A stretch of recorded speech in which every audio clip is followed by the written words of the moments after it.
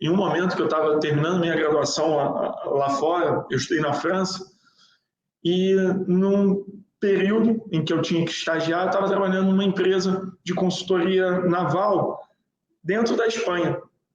E aí existiu uma oportunidade de assistir um jogo do Barcelona. A gente foi assistir e vimos o jogador, o Iniesta, bebendo uma garrafinha d'água de plástico, sim, normal, sabe? Bebeu a garrafinha d'água, jogou na lateral do campo e vários torcedores correram até a lateral do campo, oferecendo notas de 50, 100 euros para o guarda que fica ali, poder pegar aquela garrafa e entregar para o torcedor. Fernando, 50, 100 euros numa garrafa de plástico. E vazia, né? Uhum. Mas, cara, só por ter sido usada pelo jogador, o pessoal já estava oferecendo essa quantidade de valor para tê-lo como recordação. Se eles estão prontos a pagar esse valor numa garrafa de plástico, imagina então na camisa que aquele jogador usou, na chuteira, no short, enfim. Uhum. Então a gente começou a descobrir que, poxa, será que a gente não consegue, né, fazer recurso, gerar recurso para quem mais precisa através desses itens que giram em torno do esporte? Então a gente começou a construir essas parcerias que eu disse anteriormente, a partir do futebol, sim, que continua sendo o nosso carro-chefe, mas logo depois a gente conseguiu expandir aí para outros esportes, como basquete, tênis. Hoje a gente tem uma parceria super bacana também com o pessoal da Stock Car, com automobilismo. Então, acabou expandindo para diversas outras modalidades. E aí você perguntou, mas como é que foi a chegada, né?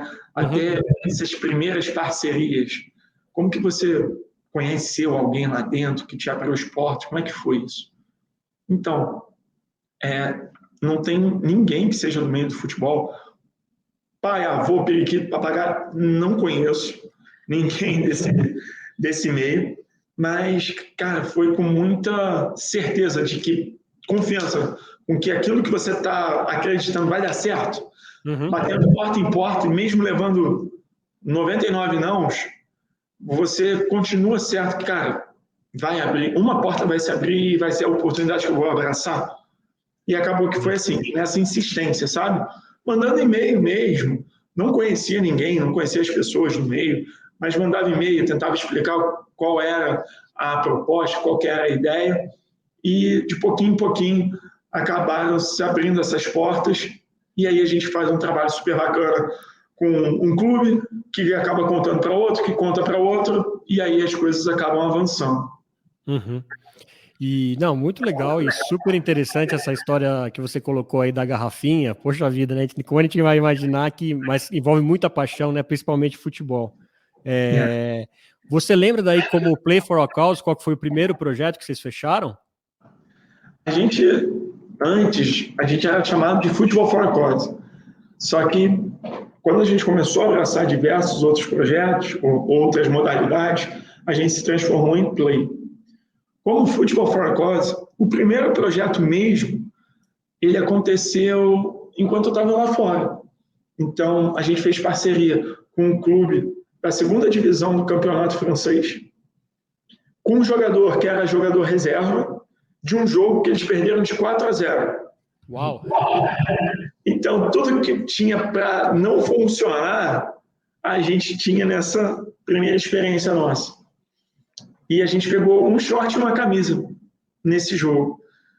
Vendemos e geramos recurso suficiente para terminar a construção de uma escola no interior da África. Como eu estava morando lá fora, a gente acabou investindo lá fora também. Mas o intuito sempre foi o impacto dentro do país, gerar um impacto aqui dentro do país. Então, essa nossa primeira experiência foi uma experiência no exterior, que deu muito certo, e aí, logo depois de terminar meus estudos lá fora, eu decidi voltar para o Brasil para testar essa ideia aqui dentro. E o que mais me motivou eu sempre considerei que eu tinha uma dívida com o meu país também, enfim, Meus estudos, grande parte dele também foram pagos pelo país e tudo, né? Com umas bolsas que eu falei. Então, eu sentia que eu tinha que dar algo em troca para o meu país. E também, nós lá fora somos conhecidos por duas grandes características, né? Uma, ser o país do futebol, e outra, ser o país da desigualdade social. E eu queria muito transformar essa paixão em solução para essa, sabe? Pelo menos parte da solução para esse problema da desigualdade. E eu acho que com a Play a gente consegue fazer isso. Então esse foi o principal motivador para largar a carreira como engenheiro, enfim, lá na Europa, e tentar algo que para muitos era muito incerto, muito inseguro, muito arriscado aqui dentro do país.